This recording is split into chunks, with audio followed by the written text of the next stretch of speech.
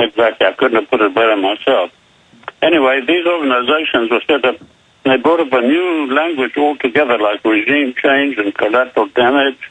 That became almost the new English language, or better yet, the Tavistock English language. And with us, they modified to suit the American conditions, and President Wilson set up the very first Tavistock methodology techniques for polling or manufacturing so-called public opinion. They also thought Wilson set up a secret body of managers. This was the first time this ever happened in America. Of course, since Wilson happened. All right, let's talk about the scientific dictatorship and these secret managers when we get back, because now they're not even secret. I mean, we get the SPP, North American Union documents, and it's a scientific board with a corporate board telling the government what to do, and the government clicks its heels and says, yes, sir. Just inside the doorway. Look, we know what the British Empire model has done around the world. And it's a system of control. And Dr. John Coleman has written extensively on it. I found his research to be excellent. So you were getting into these committees of experts, these shadow governments that are now out in the open. It's now not denied. You'd write about this stuff 30, 40 years ago. People would laugh. Now it's somewhat public. I want to speak about how those organizations, the command structure that you've identified. And then I want to get into how's their operation going for them, because I see them having success, but they're being revealed more and more. And Brzezinski and others have said that they believe they're starting to get into trouble. Well, I think they've overstepped their bounds as far as being too confident. I think they felt they'd progressed to such a degree that they could now come more and more out into the open. And I think that was a mistake. You know, going back to the war years, this is when they really came into their own through the strategic bombing survey and through things like the program surveys for the Department of Agriculture, from which major studies were undertaken in the techniques of mass persuasion. You would never think to look under the Agriculture Department for something called mass persuasion. I don't think you will unless you were given the key. But I was told to look over there, and that by the late great Senator Irvin, who helped me so much in my constitutional work. And there I find that they had all kinds of things hidden under the agricultural book. For instance, there was a guy called Derwin Cartwright who wrote a textbook document titled Some Principles of Mass Persuasion. And these principles are still in use today. And another major agency for shaping public opinion was the Office of War Information, which of course has fallen away. But this is just an indication of how these people started out. They started out from a position of great secrecy. And many of their committees and secret organizations were very difficult to discover because they hid them under different bulls in the congressional records, which had nothing to do with the subject that you're looking for. I know when I wrote my book on the Constitution, I was told by Senator Irvin to be diligent and to look through all the congressional records I could find. And to date I've read, and I say read like you read a book at a good British university, and I've studied on these things intently, and I've covered so far 37,000 pages, which I think is something of a record. I doubt whether there's anybody else in the country that's done that. And as a result of that, I've gained some rather unique insights into the Constitution. And one of the big things I find today that is being an open sore, festering sore in the United States is the fact that so many wars are promulgated without a declaration of war being given by the Congress. That's a joint session of the House and the Senate. And I think many of the evils that have arisen from that are plaguing us today more than ever. It's not per se, it's not a subject that's, gone away. It's all right to talk about it today because it's very much in sync with what is happening.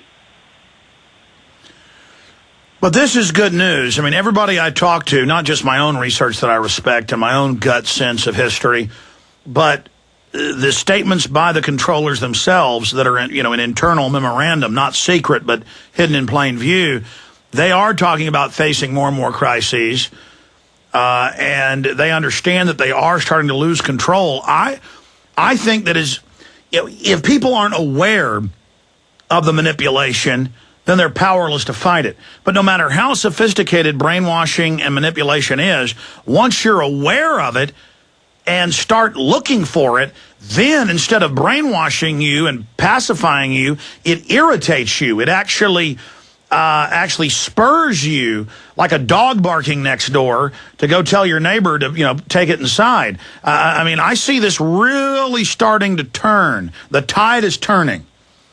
I absolutely concur with that. I think very much so. And I think more and more is coming to the realization of American people that their substance, their money has been wasted on wars that they've not certified or given their assent to. I mean, the last time we had a declaration of war, I think, was when Truman declared war. I think that was the last one. And then, of course, the Second World War was also, but that preceded Truman. Anyway, those are the few times that we've had a declaration of war, which is a 5-step complicated program that has to be taken. In fact, the Founding Fathers, they argued and struggled with that than they did with anything else in the Constitution. I've been reading some of the statements they made, and... Well, stay there. Long segment coming up. That was a short segment. Let's talk about how big a deal it was and all the checks and balances involved in declaring war versus what is done today. John Coleman. Doc, give us a website for folks that want to be able to check out your books or your writings or some of the other materials that you have. Well, our website is very complete. It's quite a substantial website, and you'll find everything you need to know about me and my work up there, all of the books. And it's very simple. It is Coleman, Coleman, 300.com, Coleman300.com.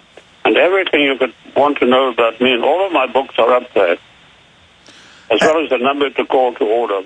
Absolutely. Now, continuing in the last 24 minutes or so we have left, in layman's terms for folks, from your deep study over 40 years, what is the globalist end-game plan? What is their final operation? Because from their own documents I've read, it's establish a world government, isolate the individual, break up the family, and then through covert GMO food, poisons in the water, and drugs, basically anesthetize, sterilize, and reduce world population. That's correct. That's absolutely right. There's all of those and more. For instance, some of the companies, like Monsanto, are producing seed that you can't harvest some of it and then plant it again next year. You have to buy new seed all the time, and the shelf life of it is pretty short. Things of that nature. In other words, the supply of food will be lessened to such an extent that, it was their senior statesman, Lord Bertrand Russell, who said that the world is populated with too many useless eaters. That's the likes of us, you and me. And he said something has to be done about it. He said what we need to do is reintroduce a plague that will happen every now and then and wipe away at least 20 million of the population, which he called was surplus to our requirements. And then he said we have a manageable population will not only be subservient, but very easy to control. They will be dependent on the government for everything. So that basically is the blueprint for the new world order, one world government. Please continue. Please continue. A docile population, and then they in turn are controlled by, I would call, the top dogs in the Committee of 300. And there are many of them. In America we have some families of families, and of course in England we have the royalty. Some of the old European kings and queens are still alive and still controlling this body as well. And it's a very comprehensive machine. It's rather like a manufacturing company. At the top you have the CEO, then you have the board of directors, then you have the upper management, then you have the middle management, then you have all the controllers on the shop floors, and so on and so forth, right down to the lowest individual working in a packing department to ship the goods. And this is really the format for the new world order that they hope to achieve. And they all brag about it. They all write about it and talk about what mindless scum we are. And from my research, but correct me if I'm wrong and expand on it, these are the ultimate control freaks and the ultimate jealous, envious people, to the point of they want to control the future. They only want their progeny to go into the future. And they hate healthy, happy people. They hate individual wealth and middle classes.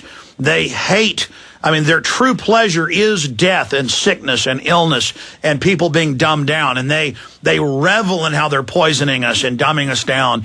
And it's really their ultimate mass psychopathic orchestra or symphony of destruction to be carrying this out.